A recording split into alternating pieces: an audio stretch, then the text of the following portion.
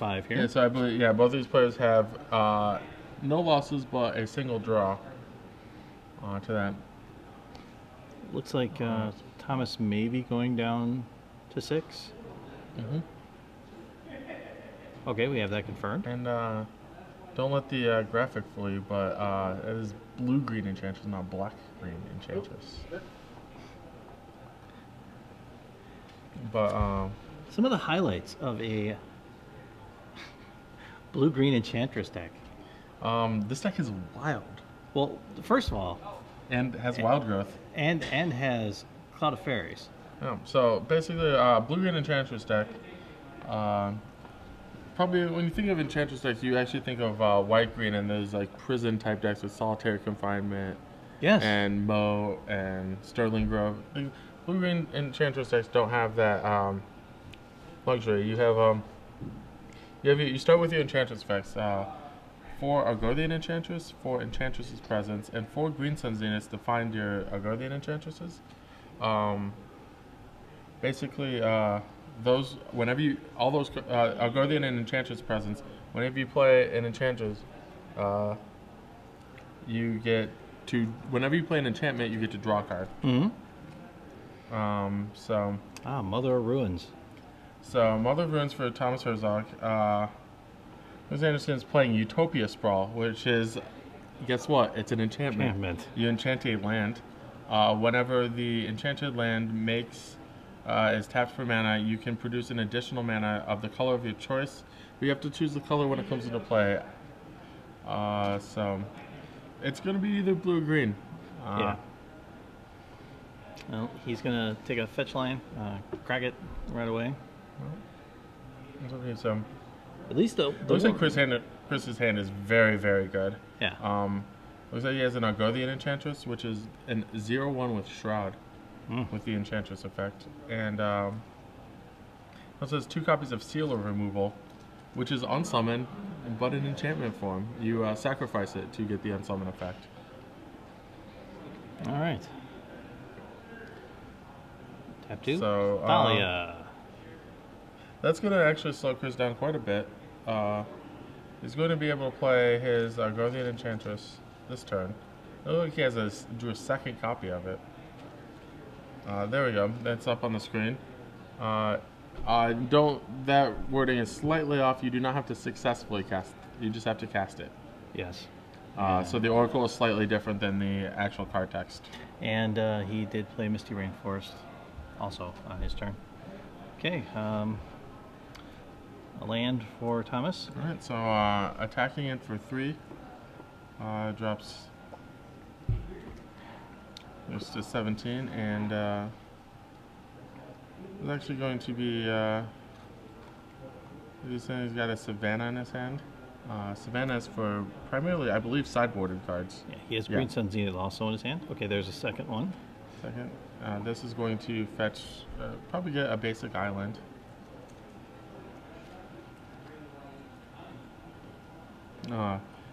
Getting basic lands are very important for the Enchantress deck, or just most Legacy decks in general. You need to protect yourself from the Wastelands out of the Maverick deck. But so yeah, 2 enchantments for Chris Anderson is very good. All right, passes back after he plays Savannah. Oh, Savannah. And this will more than likely Seal of Removal will enter play. Okay. And draw Chris Anderson 2 cards. He has to pay 2 mana for it because of the Thalia. Yes.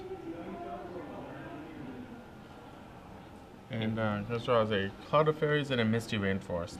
So the way this deck combos off, it's once you play, gets a critical mass of Enchantresses in play. Usually 2 to 3 is enough. And then uses the Cloud of Fairies allow it to Knight of the Reliquary from Thomas. So basically, with the cards available, with lands like the Utopia Sprawl and Wild Growth allow lands to make more than 1 mana. So that means the Cloud of Fairies will generate mana, because when it comes into play, it costs 2 mana. When it comes into play, it untaps 2 lands. So that generates mana. Also, the seal of removal can bounce the Cloud of Fairies itself. So you can make even more mana. There's the Cloud of Fairies. 1 in a blue. Flying when it comes into play. Untap 2 lands. It is a 1/1 and you may cycle it for 2. Popper All-Star. Yes. Okay, so we're gonna crack another land here and go down to 13.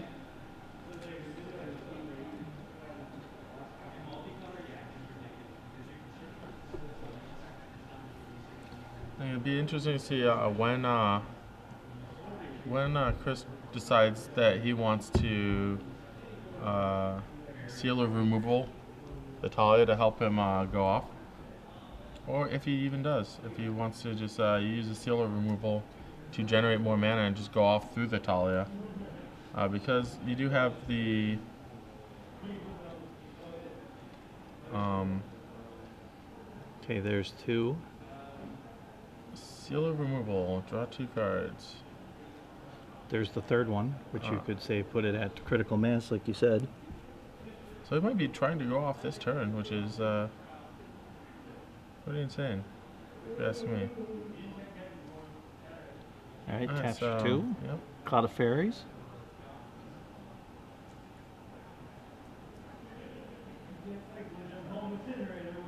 So Chris would really like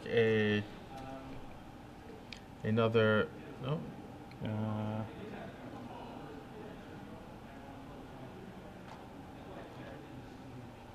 Burgundian Enchantress. Huh. Draft challenge competitors, your pairings or seedings for gonna Bill try to go are off being posted on next turn? Yeah, I think he kind of just kind of blue paper. redid what he decided to do. So he's going to untap 2 lands with Cloud of Fairies. Haven't decided what he quite wanted to do quite yet. Burgundian Enchantress, and then a seal removal for 1 mana. Which he can use to unsummon his Cloud of Fairies if he chooses to. But he has another Cloud of Fairies in his hand. Yep. It's not making. It only makes 1 additional mana for him. So I think if I were Chris, I think Chris realizes that he should have waited a turn on his sealer removals, because he's actually ends up a mana short of being able to. He has no mana floating, and he cannot. He did not draw another 1 mana spell to continue his combo. Yeah, even you could see the thought pattern going through his head, just like you said. How do I get to my number?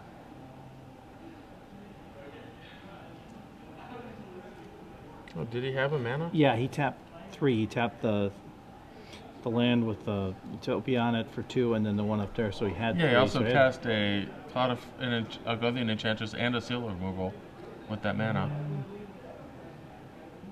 Yeah, I don't believe.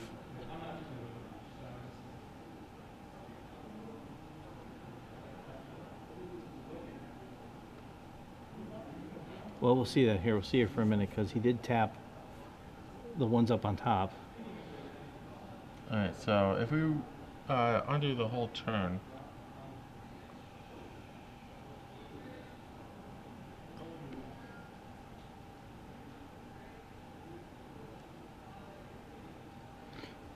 Alright, so seal removal is going to basically just be used to slow Thomas down by a ton. Chris has a Cloud of Fairies in play for chump blocker. In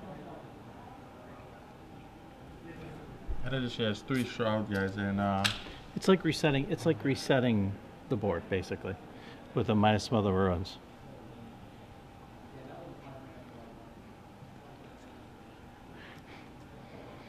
so Chris has the Eternal Witness in his hand, I believe. One cool thing you can do in this deck is you can when you're not going off really, it's the Wirewood Symbiote plus Elvish Visionary combo. Okay.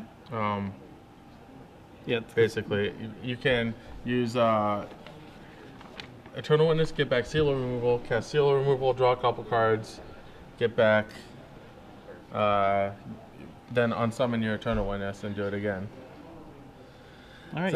It's not a regular play pattern in the deck, but it's a play pattern. All right, it looks like he drew the land you're looking for. He has another island there in his hand, along with the Cloud of Fairies, along with the Green Sun Zenith.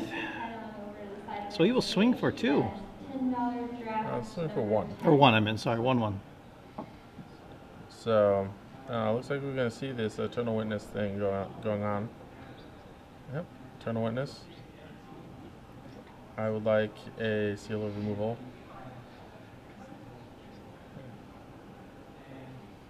There it is. I'd like to play it and draw 6 cards, please. 3 for now. Or 3, I'm sorry, 3, yeah, 3. I keep thinking it gives 2 each, not 1. That would be good. There's the Misty Rainforest. Some cards he's just going to pass. Looks like he has another Eternal Witness in his hand. Mm-hmm.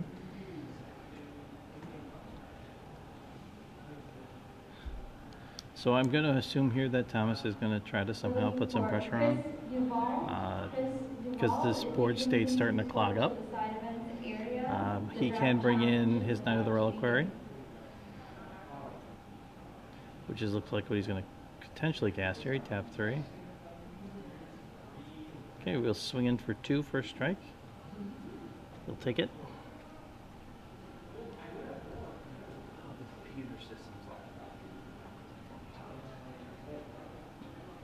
And no. 7 library for 3 mana.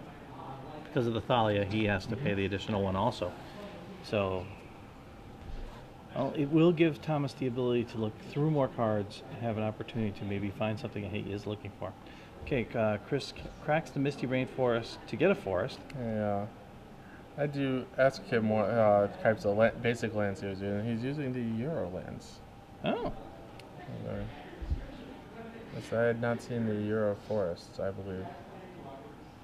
And he did not have an island in play when I asked him. Well, the last match we had with the gentleman, the High Tide match with all the different land types he had in there, all the islands, every... Oh, the land station mana base? Yeah.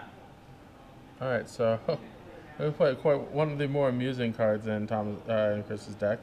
Carpet of Flowers. This is a blue poser basically. So it's not going to do anything. What it does is during your main phase, you can you can add mana of any color, but it's only based on the number of islands your opponent has. So it's a very good mana engine against some of these slower blue decks. But in this case, it is giving him the card drawing. In this case, it draws 3 cards. Yes. In this case, it's merely Ancestral Recall. 4/1. Okay. Right, so Wild Growth. This is when Twice. Yep. Seal removal is going to start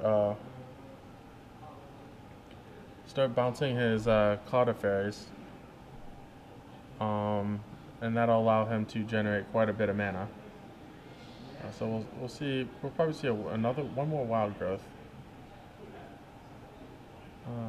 Yep, I believe that's an okay land to play. Maybe.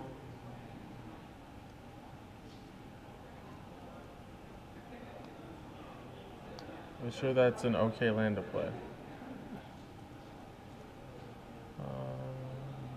I don't think he played a land because he had. Alright, so we have a question in from Twitter. What is Enchantress's win condition? This particular one has a very convoluted win condition. Primarily, you use Words of Wind. We can get that up on stream. Words of Wind is a 3 mana blue enchantment that you pay 1, skip a draw, and then both players have to return a permanent. Well, you return Cloud of Fairies. Yeah, which allows you to untap 2 lands. Mm-hmm. Or sometimes you return an enchantment to get you more draw triggers.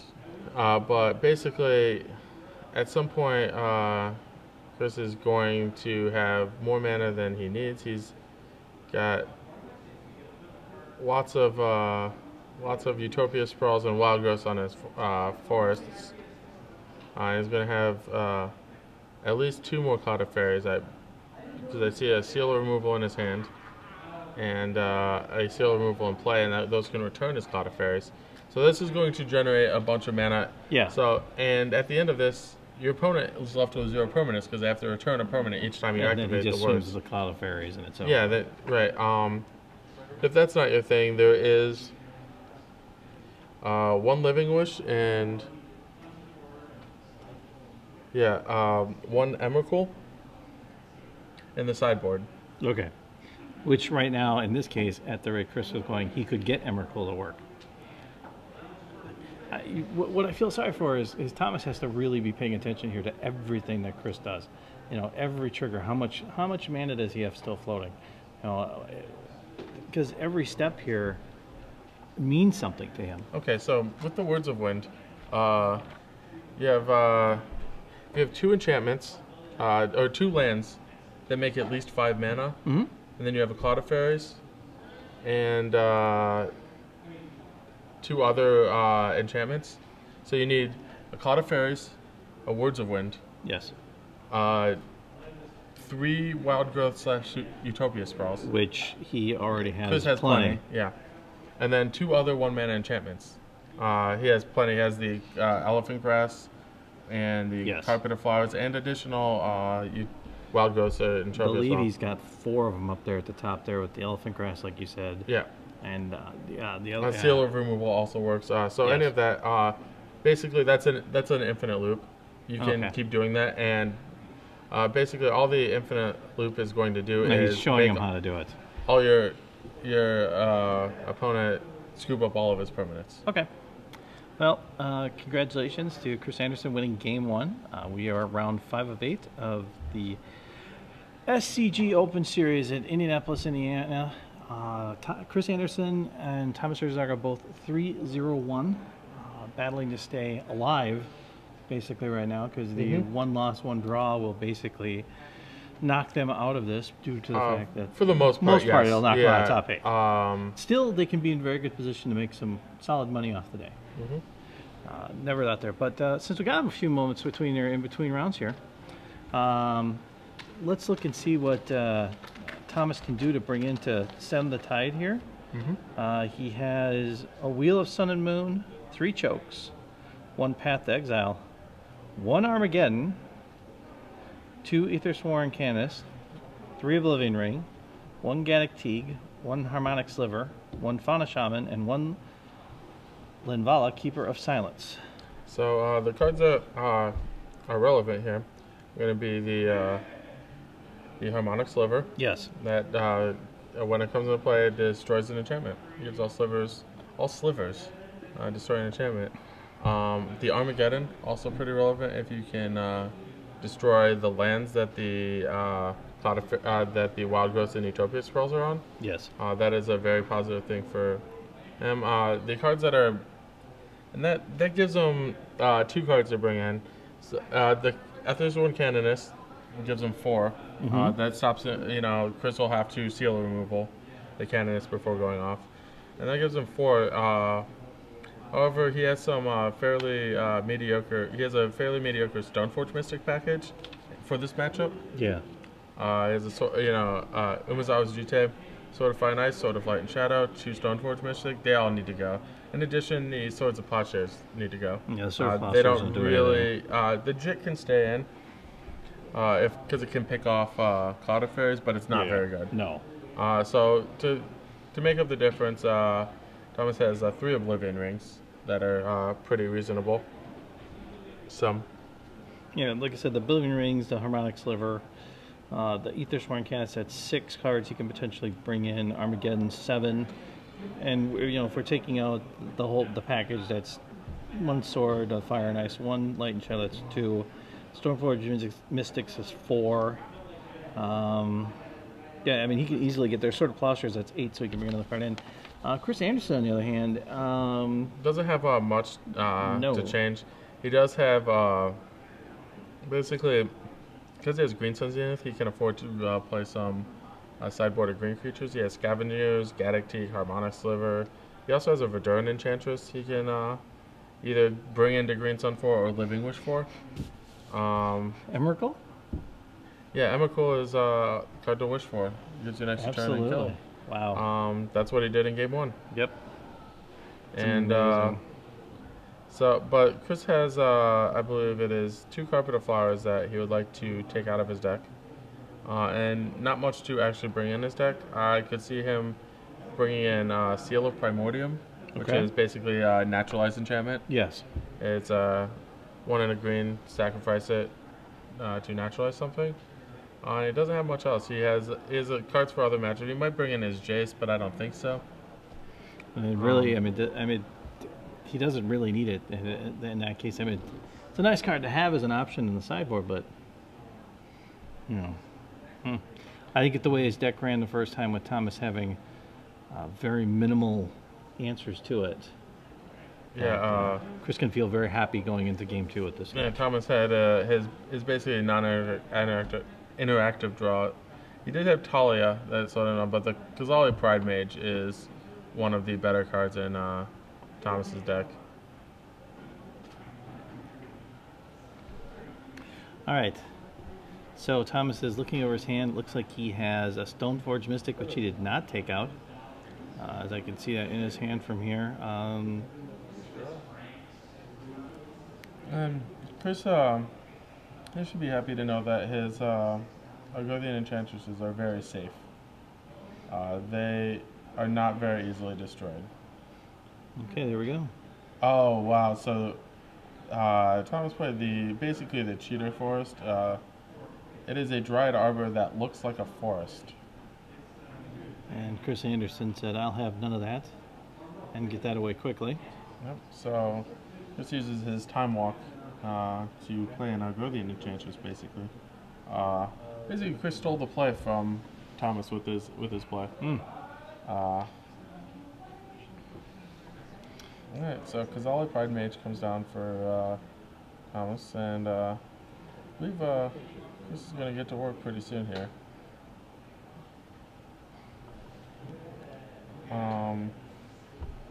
So it looks like Enchantress's presence. I'm going to come down. Be interesting. That's a very juicy target for Thomas to destroy. Yes. But I believe he is going to play it anyway. Really? Okay. It forces Thomas's hand on the Pride Mage. He still gets a draw card out of it because he has the Argothian Enchantress in play. I was also looking. I believe he's looking for a second green source, so he can cast multiple green cards at the same time. Okay. Another fetch land there. All right. So second Pride Mage. He does have 3 of those in his deck to begin with. To find him. So an attack for 4 because the Pride Mage has exalted. Yeah, and it stacks, so it is a 4/4. Okay. And then post combat, the Pride Mage sacrificed to destroy the Enchantress's presence. Pretty decent draw from this if he wants. So he's going to. Oh, he has a seal removal. That's excellent for him. If he can draw a land here. Yes, he did. There's a Verdant Catacombs, which he will sacrifice right away. And then he can use his Verdant Catacombs to get a forest. Forest enables Utopia Sprawl.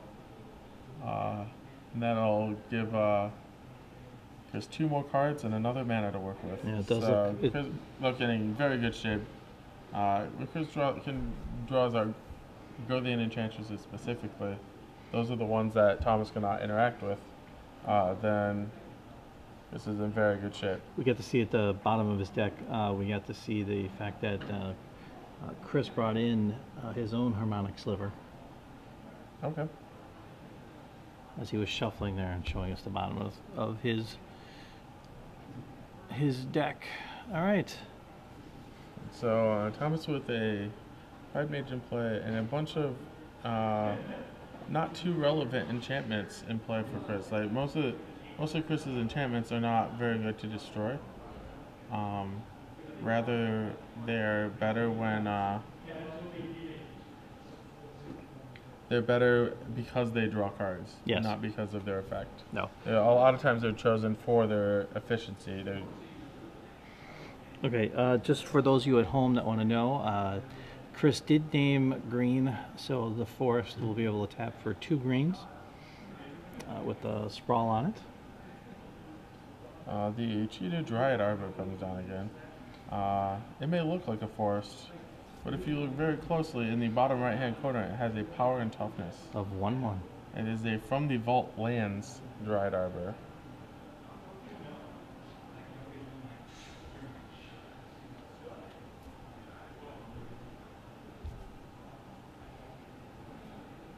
Alrighty. Alright, so the Stoneforge Mystic fetches Muzar's Dite. Alright, that looks... He's got 2 of those in his hand right there. Yeah, so one thing I do if I'm Chris is like, you could consider, because you have an Enchantress's Presence in play. Yes. You can consider Seal of removing the Ghazali Pride Mage right now. The alternative is just making do with 2 Argothians for now. Alright, looks like he wants to do that. There it is. Yep, he's gonna draw 2. Okay, so basically what Chris is pointing out is that the 2 draw triggers are on the stack. Yes, and even if he does sacrifice it, he will still get the triggers. He also can't sacrifice it until he draws the cards. The draw triggers go on top of the stack, and then so basically Chris will hold priority. Now Thomas can destroy the Enchantress's Presence, but Chris is going to get an extra card. He's going to get 3 cards from the Wild Growth that he put on his island. So heads up play by Chris, basically knowing how triggers work and how how things stack, and that he has priority first. And so he's gonna be in good shape here. He might be able, not positive that he'll be able to win this turn, but it's very possible. He's setting himself up in a very good position here to take control of the game. All right, so he tapped 1, which in reality was 2, for the Cloud of Fairies, which allowed him to untap both of his lands like that. Misty Rainforest will come into play, taking Chris down to 11. But right now, life doesn't really matter to him because he's just setting up the combo to win here. Yeah, so it might be a discussion about the number of lands we played. And I believe Chris has played a land. He should have 1 more land because of the seal of removal on the Dryad Arbor on turn 1. Yes.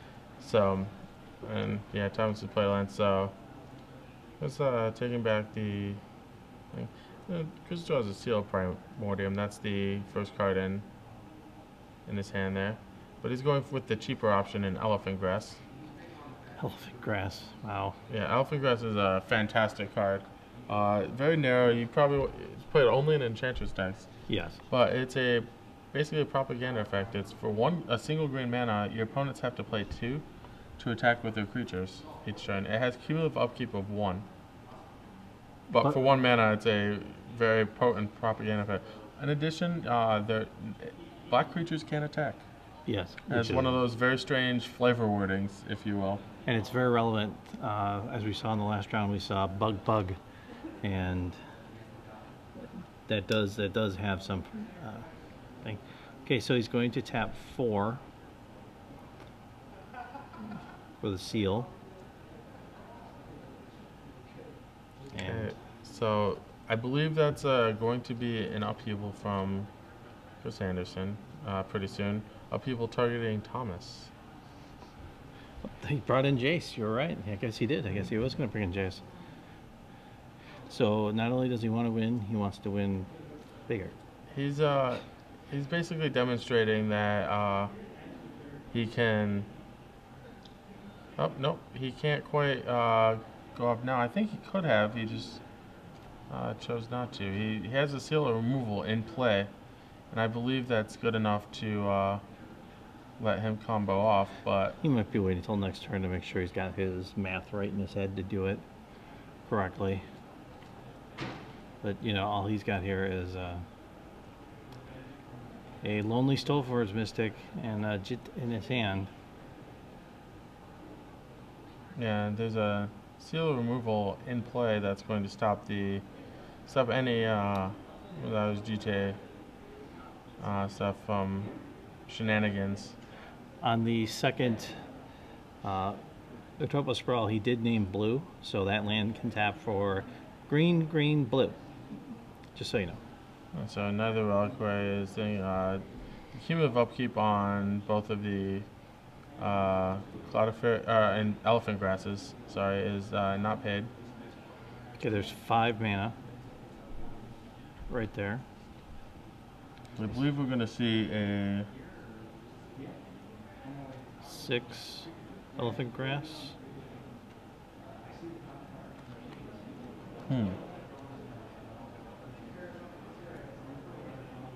All right, he's going to have to name another color here. Not the important part of it, but basically, No, but still, you know he's what I'm saying. activating Words of Wind instead of drawing his cards. So each player is going to return 2 permanents.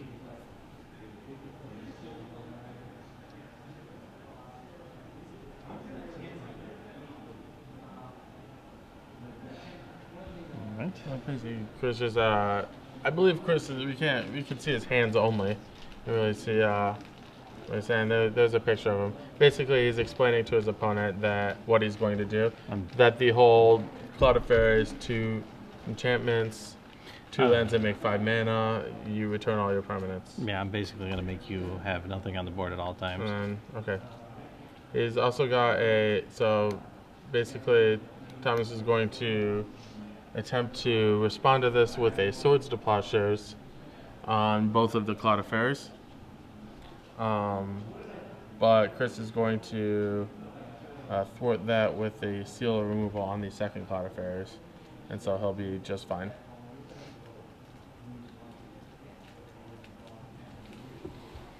All right. Attention Magic players, we signed up for booster draft number 11.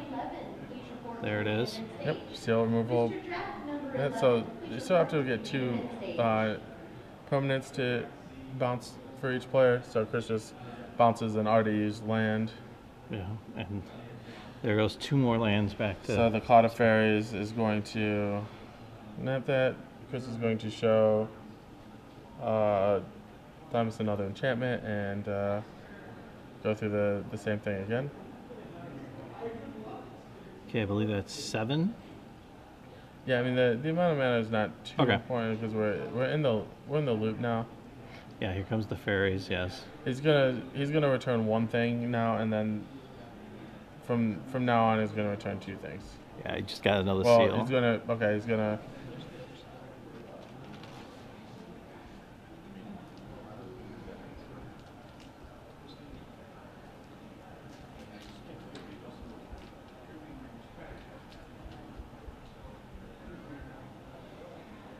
yeah, so basically the dice on the screen is basically how much mana Chris has. It's going to 2 and 1, so 2 green, 1 blue. And Seal. you don't generate a bunch of mana with this this loop, but And Thomas's just- board is He just scoops. yep. Congratulations to Chris Anderson, pushing to 4-0-1. Now headed on to round 6. 2 more rounds, potentially 7-0-1.